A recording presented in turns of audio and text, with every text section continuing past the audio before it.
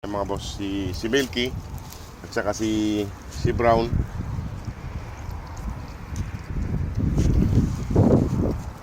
Wala pa yung tatlo mga boss kasi kahapon maghapon silang wala yung itong family white. Ngayon siya lang ang umuwi. Ayan. Halika rito. Shhh. Halika rito. Halika rito. Halika rito. Halika. Ayan. Pagod siguro siya, makakadarating niya lang. Paghapon kasi siyang wala kahapon.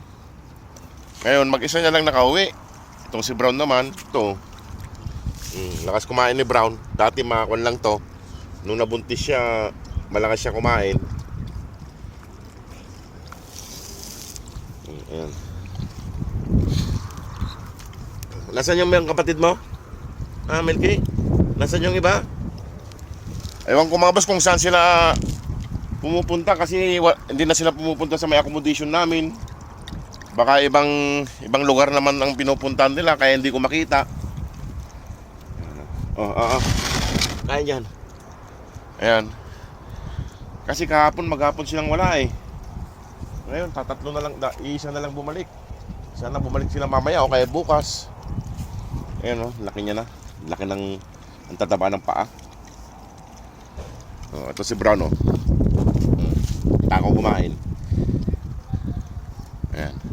Sana mga boss ay matulungan pa natin sila para po sa pagpapauwi natin ng Pilipinas kasi ayan mga pag naggala sila hindi sila umuwi.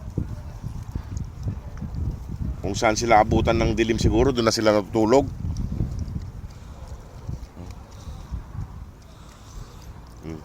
Ayan si Brown. Halika rito Milky. Milky. Ano ito Milky? Halika. Pagod siguro si Milky mga boss, pakakauwi niya lang. Ayan Pagod siguro. Wala pa yung mga kapatid niya, si Mama Dog, si Ivory, tsaka si Sleepy. Wala pa, hindi pa umuwi.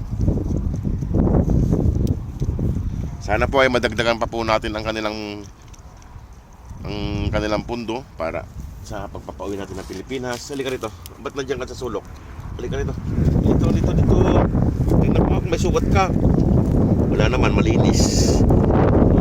Malinis, Milky. Okay bang kulay ng mata?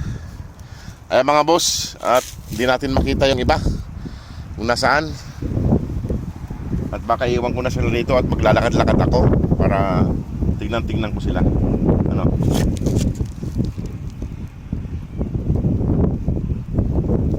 Nasa ibang kapatid mo? Nasa ibang kapatid mo? Sana walang nangyari sa kanila.